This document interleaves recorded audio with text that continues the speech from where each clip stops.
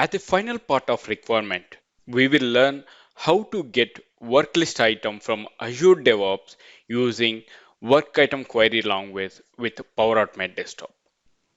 Alright, first we'll see what is WIQL.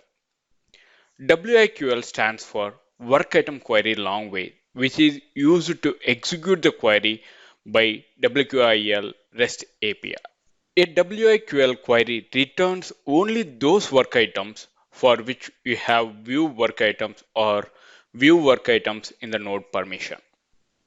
WIQL consists of a select statement that lists the fields to be returned as columns in the result set. Alright, now where we are going to use this WIQL in Azure DevOps. Now let me go back to Azure DevOps. There I'm already having the work items over here. Now I need to use my work item query language to execute the query by WIQL REST API. There you can see I'm going to use WIQL, that is work item query language, in open-end queries. Let's click on open-end queries.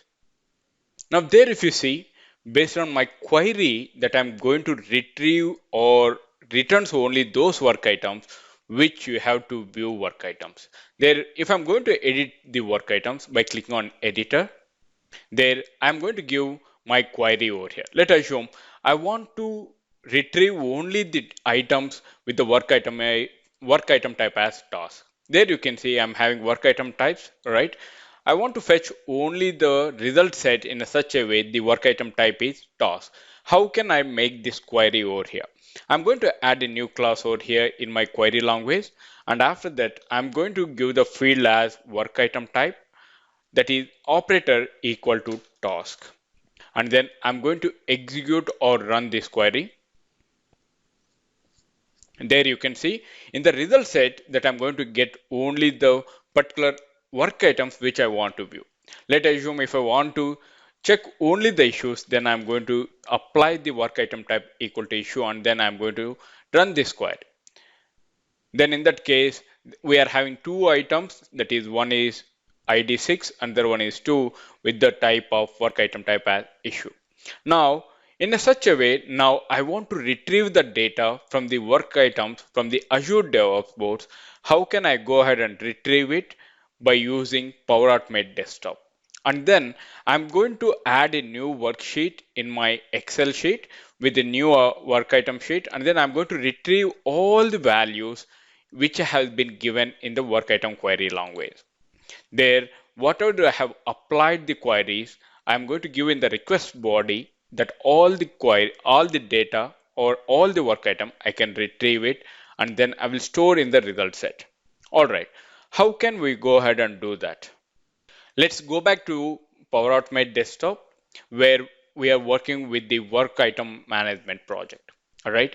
By using invoke web service action, we are going to retrieve the values from the Azure DevOps. How can we go ahead and give the URL over there in the invoke web service action? We are going to provide HTTPS and after dev.azure.com /organization name /project /APIS /work item type, and then we are going to use work item query language, right? And then we are going to give the API version, that is 6.2. And in the request body, we are going to give the request body in such a way that we are going to give it the query, that is select system ID, comma, system title, comma, system state from the work items. So I'm not going to pass any filters or order by over here. I'm going to retrieve the entire work items from the Azure boards. All right. Now, once again, I am going to call invoke web service. Now let's open the invoke web service once again. There in the invoke web service parameters, I'm going to give https dev.azure.com /learningtechnologies12. This is the organization name. And after that, I'm going to give milestone, that is the project name. And after that, I'm going to give APIS /work item type, that is WIT. And then we are going to pass work item query language. And after that, we are going to pass API version, that is 6.2. And the method that we are going to retrieve the data, so that I'm going to give it as post, and the accept is application/JSON, and the content type I'm going to give it as application/JSON. I'm not going to give it as patch plus JSON. And the custom headers I'm going to give it as authorization basic, which is base 64 string. And after that, in the request body, I'm going to give it as query, that is select system ID, comma system.title, and after that system.state from work items. This is the query which we are going to use at the Azure DevOps to retrieve the data which are having in the particular sprint for the work items. All right, and whatever the output that we are going to get it as a result set, I'm going to store in the web service response variable produce. Along with that, we'll get web service response headers, and status code we will get it as 200 for every successful request and response. All right, let me click on save. Now, to see the data, whatever the data we are going to retrieve from the invoke web service response. Now, let's run the flow to see the output for the invoke web service for the work item query language. Flow execution started. Now, as a first step, it will insert and update the existing records in the Excel by using invoke web service subflow. Once it has been completed, what it will do, it will invoke the web service that is for the work item query language, and then you can see over here the status code, we got it as 200, and you can see the web service response. Let's click on that. Now if you see the output over here, web service response, I'm having query type as flat, query results I'm having work item, and the columns you can see over here. Let me copy the entire data and let me open in the note. Now, if you see over here, the output from the work item query language that I got the columns over here, that is system ID, which I have given, and after the title and the state. Along with that, you can get the work items over here, that is ID equal to 1. The URL you will get it over here for the work item types for the particular state. Right? These are all the outputs that which we got it from the work item query language. Now, what we are going to do, whatever the output we got it from the work item query language, we are going to write the data into the Excel into new worksheet. Okay, how can we go ahead and do that? I have added few of the actions in such a way, get current date and time. By using this action that I'm going to get the data as current date and time. And after that, I'm going to convert the date and time into text format by using converted date time to text format in MMDDYYYHH So this is date and time that we got it. And after that, I'm going to convert the response which came in the JSON into custom object by using convert JSON to custom object. And after that, we are going to add new work item in the particular Excel by using add new work item. Let me open add new worksheet over here. Let's double click on that. And there you can see, I'm going to give the parameters over here, Excel instance, which is the already we are having the instance for the launch Excel, right? And after that, I'm going to give the name for the new worksheet that is formatted date and time, which we are going to get it in month, day, year, and after that date and time, right? And after that, I'm going to add a new worksheet. Yes, at the last of the worksheet, I'm going to add at the last of the worksheet. All right, now let me click on save. Now add new worksheet. I want to write the data. How can we go ahead and write the data? By using write to Excel worksheet, and each and every row we are going to increase by increase variable by setting variable to row number 1. All right.